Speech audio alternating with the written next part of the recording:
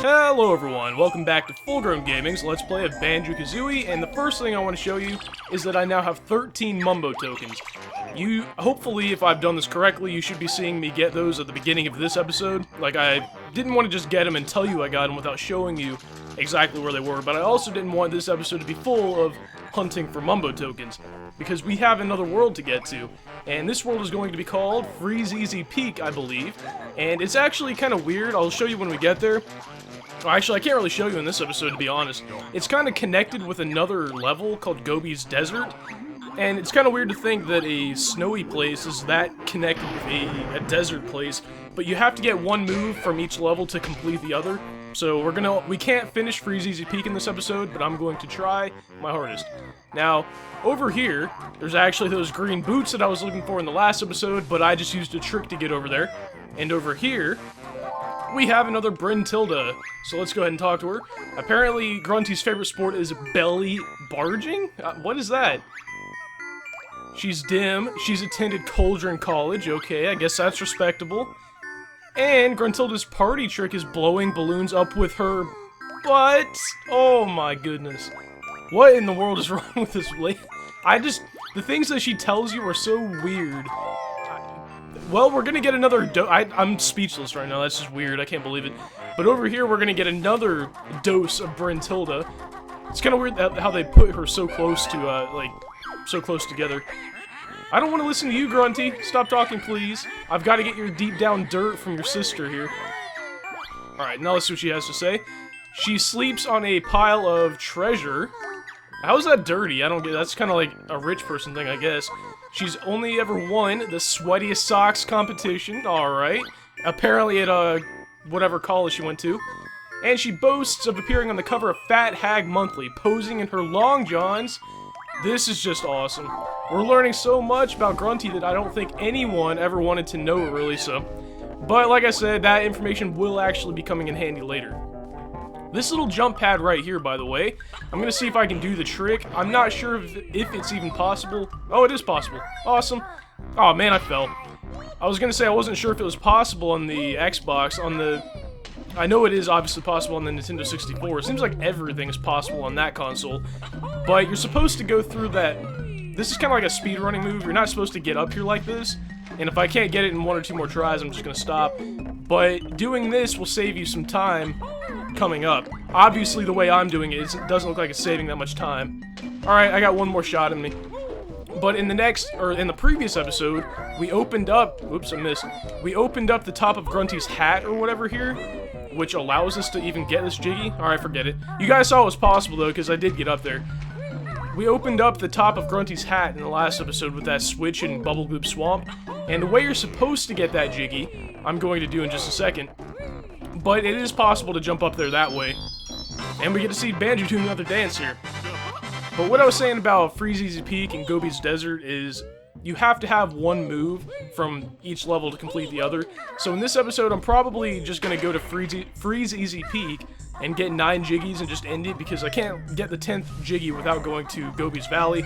And I could do both of them in one episode, but that would probably be like a 45-minute long episode, so I don't think we did a lot of really long episodes in the Final Fantasy VII Let's Play, so this Let's Play I kind of wanted to be a little bit shorter. Alright, now this is actually the real way you're supposed to do it. Get on the shock pad and jump into this little vase or whatever it is here. And you slide all the way down and get the Jiggy, and the gate opens. I've actually heard of, it could just be like an internet rumor or whatever, it's not a big deal anyway, but I've heard sometimes that gate doesn't open on the N64, so I don't know if that's true, but if it is, that would really suck to have to, or to not be able to get out of there after you got a Jiggy like that. And there's also another trick, by the way, in the same room. if we get on that shock pad, see, this is one I really do not expect to work on the Xbox. Let's wait for the shock pad to get over here. If you come over here and you jump on top of the sarcophagus thingy, and you ground pound... Oh, it works! Oh, that's all. I completely did not expect that to work. You're not even supposed to get that Jiggy until you... And there's a Mumbo token back here. You're not supposed to get that Jiggy until you go into Gobi's desert and hit another witch switch thing. And it'll open the thing and you gotta jump up there. But apparently it works on the Xbox too. You just gotta ground pound on the back of it there. Whoops. Pushing buttons here. Let's go ahead and open this. Oh, I missed one. There we go. We're not gonna be using that really in this episode. We'll get to it later, but obviously you guys can see a freezy little, or a frozen area looking place over here. And this is going to be the entrance to Freezeezy Peak, which we saw a couple of, or was it last episode when we opened it? I forgot already. Before we go in though, we need to get a Mumbo token, which is on the top of the little thing. Oh my goodness, that's another thing I keep forgetting to say. You really kind of want to stock up on red feathers, and you guys will probably never hear me say that again. But for this episode, or for this level, really, you're going to want a lot of red feathers. So let me get up here and get that, and that is perfect because we need 15 Mumbo tokens to transform in this level. Alright, now listen to this music just for 1 second.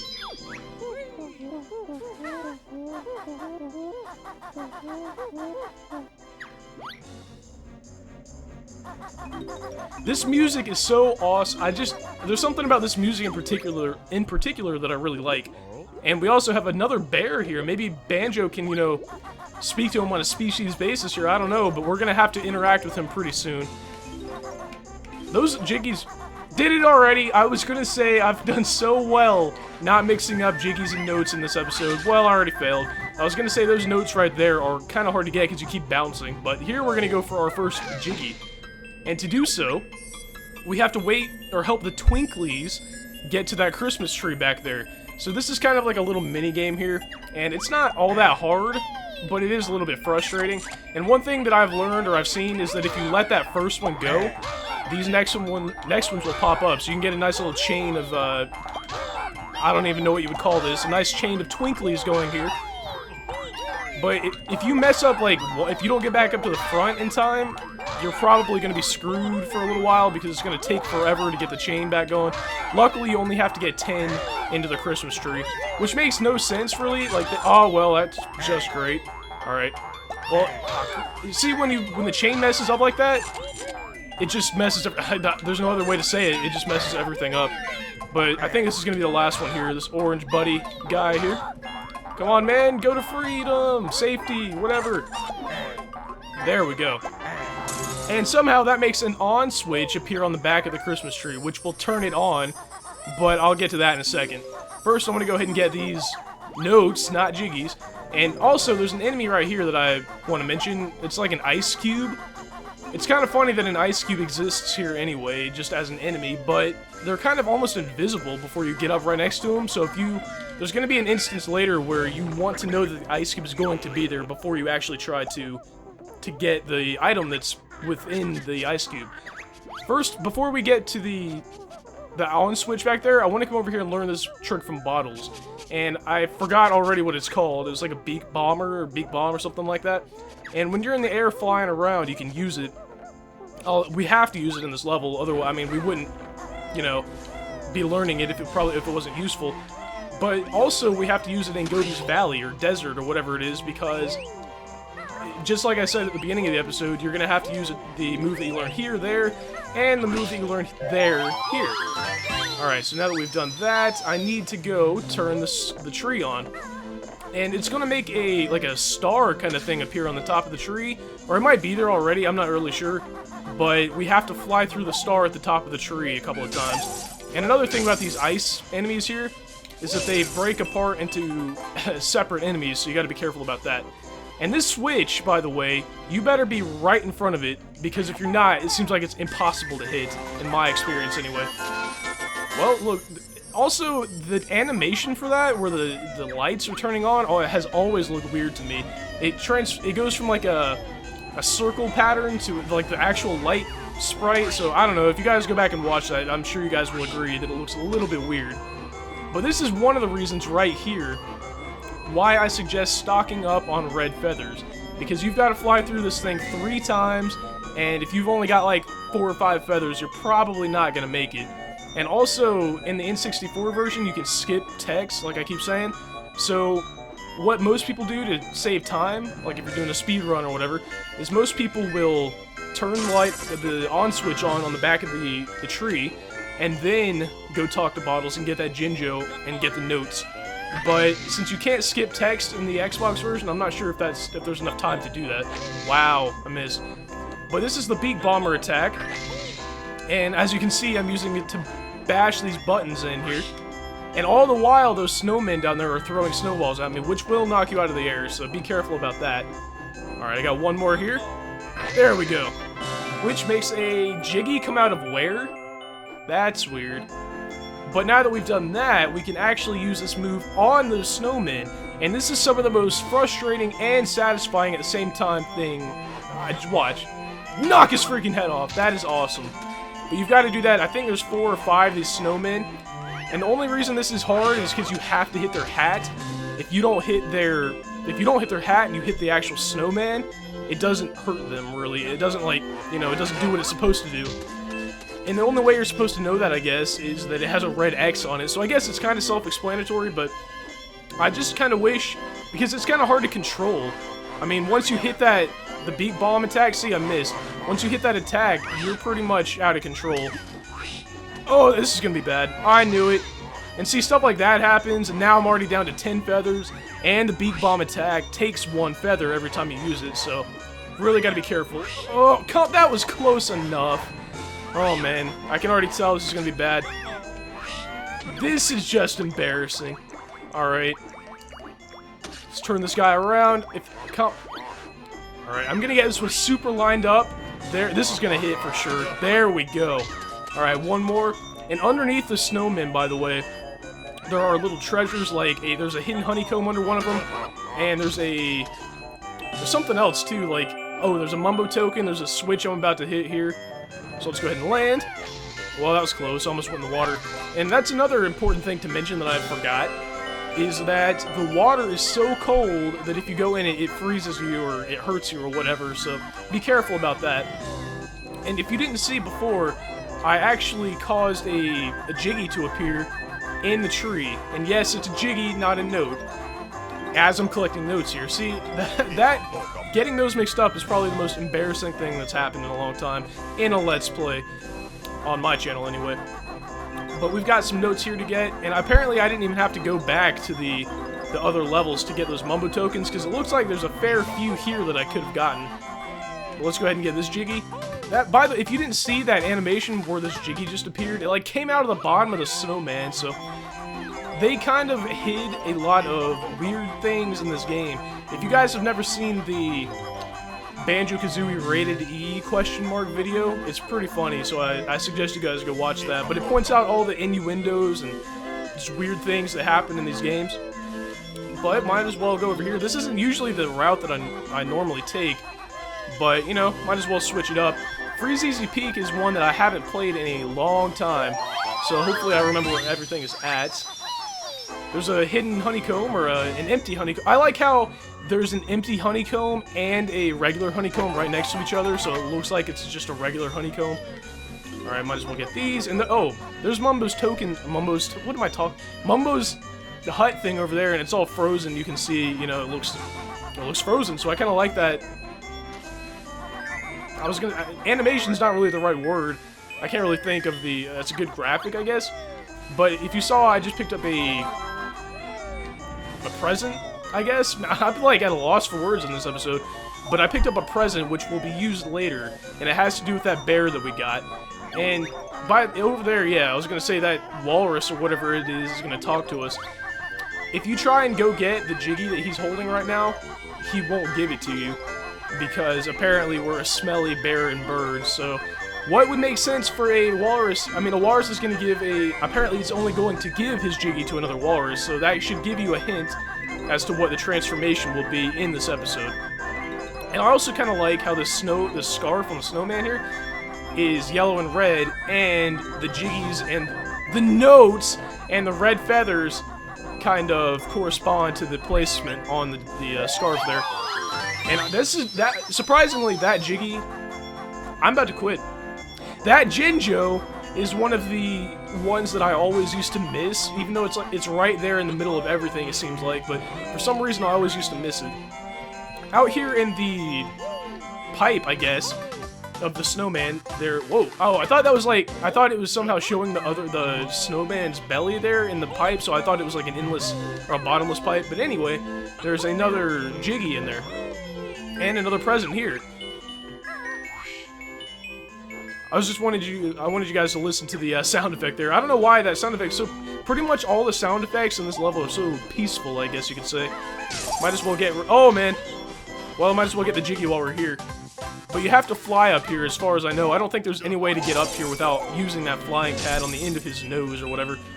And you've also got to be careful because they put the notes right on the edge of the snowman's hat or head or whatever this is. So you got to be careful you don't fall off here. As I'm sure I will, or I might call them notes or Jiggies, I don't know. Alright. From here, I want to go to the front of the snowman, but I cannot see where the front of the snowman is. I think it's over here. Oh well, that's just great. Might as well fall off in style. There we go, the front of the snowman. The reason I want to come over here is because if we get on this sled, if I can move the camera, there we go. There's a sled down here that we can jump on. Listen to Banjo yelling, it's freaking hilarious. And I don't know if you guys heard that sound effect that happened when we landed on Boggy here. That was hilarious, alright. Boggy is actually in Banjo-Tooie as well, and he's in, obviously it would make sense for him to be in a snow level, and he is in Banjo-Tooie as well. So we'll be seeing more of Boggy when we get back to Banjo-Tooie, or when we get to Banjo-Tooie for that matter. Alright, how many Jiggies do I have in this level so far? Like I said, we can only get 9.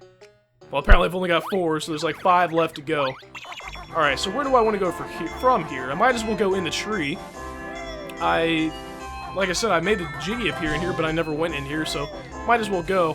And if I remember, yep, there's a Mumbo token, so like I said, I really kind of went overboard going back to previous levels getting Mumbo tokens. But now that we're in here, we can see that there's another present over there that we need to get in a second. But first, we need to get these notes right here. I was about to say Jiggies. There's 12 here, so if you're 12 short, this is probably where you're missing them. I would always somehow miss these notes right here. I don't know how that's even possible. Man, this stupid pole is in the way. I can't tell if I'm missing a note there or not. Oh well. If I'm missing one, it's probably in the tree. But to get up to the Jiggy, you gotta jump off and jump back up here. That's kind of a weird... I've always fallen off here, that's what I'm trying to say. Alright, might as well go ahead and get that present. Hurting ourselves in the process there. Is that the last one? Take me to the kids. I'm the last one, alright. Boggy actually has a house, and I'm gonna go ahead and do that one right now. Just because... might as well, right? The thing is, he's right next to us, so it's pretty easy to get this one. And it was actually really close to the entrance, too. If you start the level and you turn to your right, I believe. If I get up here, I'll show you. There's the entrance here, and you probably wouldn't think to walk over here to where there's a big igloo. And here are Boggy's kids, and you can throw them presents, and... But what are we gonna get out of this, you might ask? As soon as I get the presents to these kids, I'll show you. There we go. That's all 3, right? Yeah, I was gonna say, I can't remember if there's only 3 or 4, but there's a Jiggy. They give out Jiggies a dime a dozen in this game, it seems like. Those solid gold Jiggies that they have, it seems like those would be able to buy a lot more than...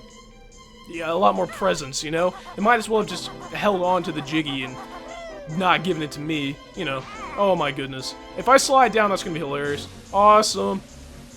Alright, so now, where do we want to go? Well, I certainly don't want to waste those. Like I said, it's been a long time since I've played this level, so I'm trying to remember exactly where everyone is at here. Might as well go to Mumbo's hut over here, because I know for a fact that there is a Jinjo in there. I like how at the beginning of the game, Mumbo's hut was used as just primarily for transforming, and as the game goes on, more and more items can be found in here. Like, I think the one in Bubblegloop Swamp had a hidden... I think it was a hidden honeycomb in there or something like that. And now we've got a whole bunch of notes, and we got a whole bunch of Jinjos, and... Alright, I think that's everything in here. So let's go ahead and transform. Like I said, we already kind of could have pieced together that this was going to be a walrus transformation. And there he is. I like how he has Banjo shorts and backpack on as well. Banjo gone all fat, got big teeth. Her. I also kind of like the fact that, yes, he has his backpack and his pants on there.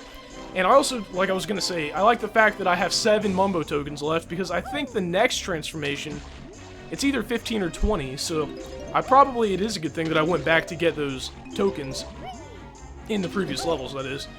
Alright, how many is this? It's probably like 10 or 12 here, too. But I cannot for the life of me remember where these last 8 are at, so hopefully we run into those, you know, on our travels here. And I seem to remember there's another token over there in the water somewhere that I'll probably get to in just a second. Oh, there's a couple of notes over there. I know that we've got there's another Jiggy we gotta get where I race Boggy in a sled, so we'll get to that. But I'm trying to remember where those last tokens are at, or those last... I said token for a good reason this time, because it was right in front of me. I'm trying to remember where those last notes are at. It looks like 4 up there, but I just can't remember where the last 4, I think, are. Oh well. Usually those things have a habit of running, or, you know, coming up at the most random places, I guess, so... Well, I'm surprised it didn't fall off there. Alright, so 94, 95, 96, so that'll be 4 left, like I said. But now that we're a walrus, we can actually come over here and talk to... I forgot what this guy's name is, but he tells us to watch out for a smelly brown bear and his ugly bird partner. I don't take kindly to harsh words, man.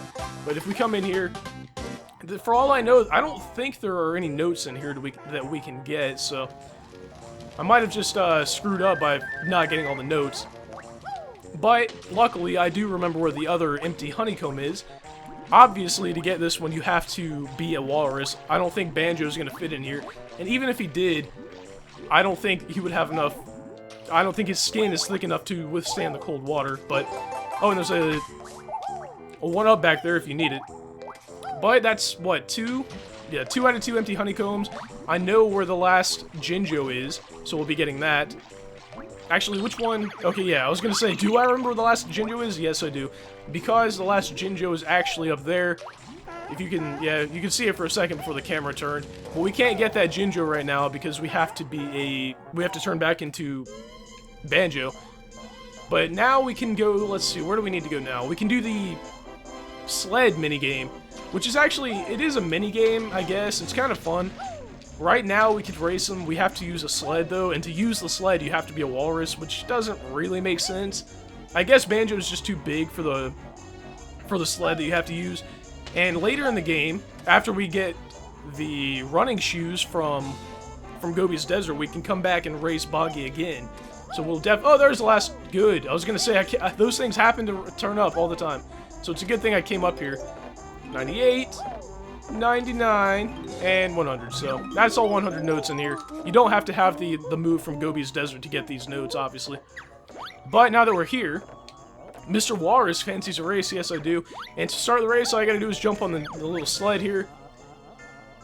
And we gotta just race, I guess. I do kind of, like I keep saying, I wish you could skip text in this game. I don't know why they would take that functionality out, you know, of the game, because if I've seen this text 500 times and I can explain it, you know, and half the time it takes the game to explain it, I do kind of wish you could, you know, just skip it. But when the colors, you might be wondering what the significance of the colors are, is whatever, grammar alert here. The green flags are flags that you've gone through already, red is the next one, and blue are just, you know, the flags that are ahead of the one that you're going for currently. Come on, man. I've seen people...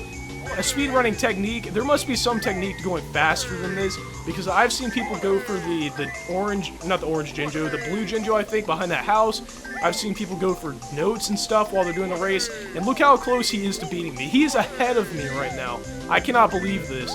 There's got to be some, like, turbo button that I don't know about, because it seems like nobody else has this much trouble beating him.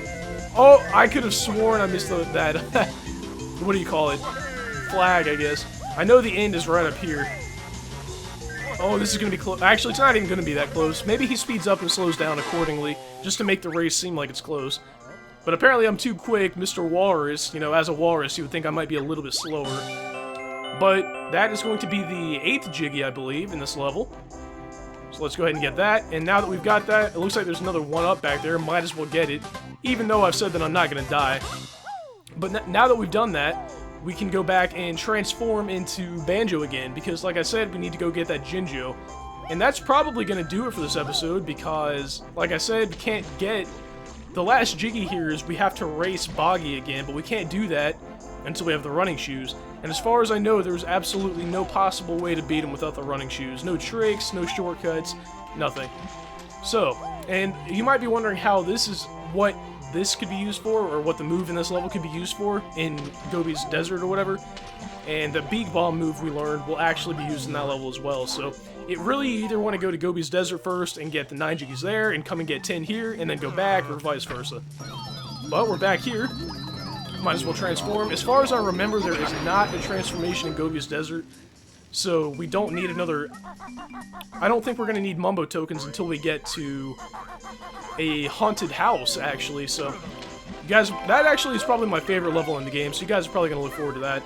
But now that we've done that, I'm actually dangerously close to dying here. Maybe it is a good thing that I got that one up. If we see any honeycomb or beehives or whatever, I'll probably break them open.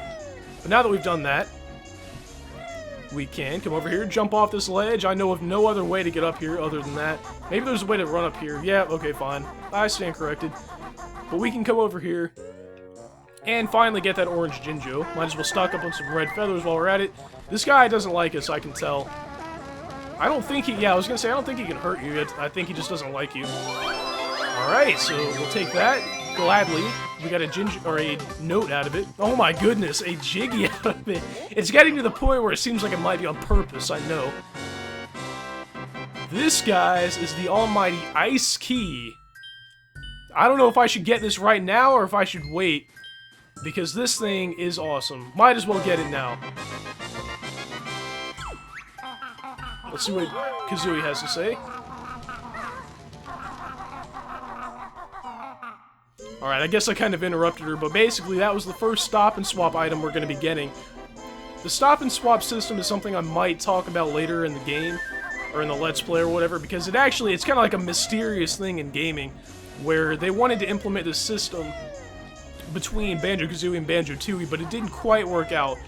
And so, to revive it for the Xbox releases, they brought it back and made it work like it was supposed to. So I'll probably get into that later. Like I said, this is kind of a long story, so I'm not going to go into it now, but I definitely will tell you guys that later. Alright, I think that's going to be this episode. You might be wondering how we can get that Jiggy up there, and we can't get that until we get the running shoes, and you might be wondering how that connects, so I'll tell you guys that in the next episode. Before we end the episode, though, I just remembered one more thing I want to show you. Over here behind this little web, if we break it open by shooting 3 eggs at it, we can come in here and activate another cauldron. And yeah, like I said, I was gonna say, it's a link between that earlier one that I think it was the first one that we ever found, so that's a pretty cool thing right there. Now, if we ever want to go back there, all we gotta do is hop in there and we can go.